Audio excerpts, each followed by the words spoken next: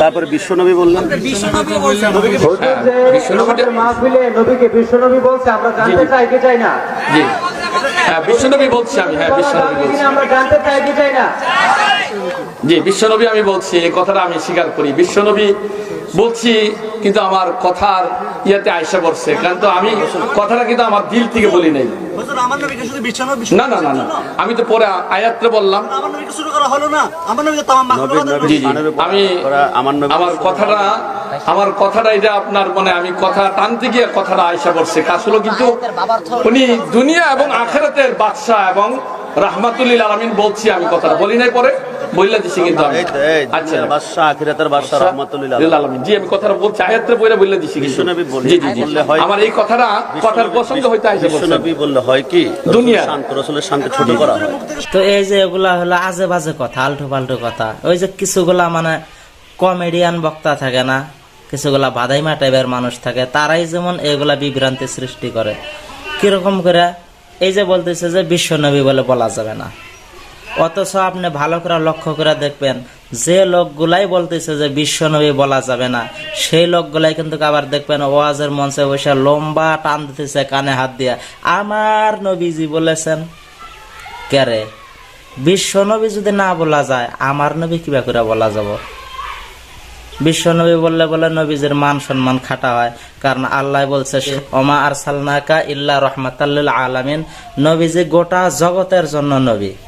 এটা বলে তারা বলে কি যে যদি বিশ্বনবী বলা হয় তাহলে কয়েকটা মানে জায়গা মিলা কেন্দ্র করে বলা হয়।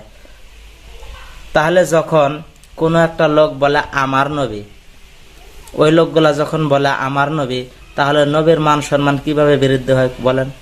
তাহলে তো নবীর মান সম্মানটা আরো কমে আসলো, কারণ বিশ্ব যে বক্তাটা বলতেছে সে তাও স্বীকার করতেছে যে উনি ছাড়া আরো অন্য নবী, যে কয়জনক দিয়া খাইতেছে।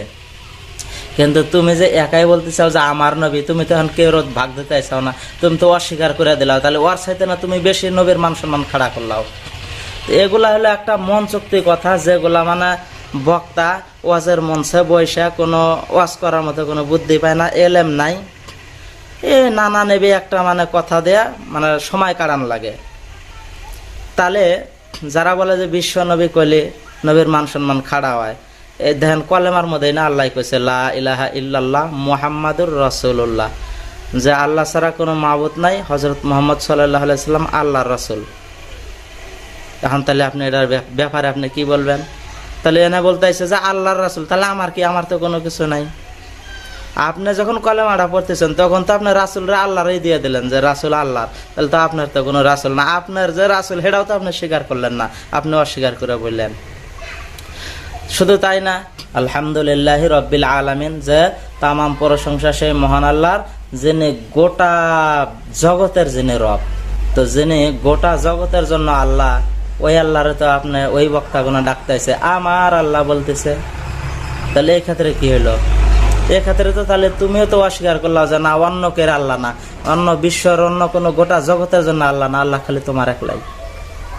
তো এগুলা হলে এগুলা মানে যখন ওয়াজের মঞ্চে বসে কোনো আলোচনা করবার মতো তফিল না থাকে, এই আজে বাজে কেসা কাহিনী কয়া আজে বাজে মানে একটা বিভ্রান্তি সৃষ্টি করে তারা উড়ে যায়।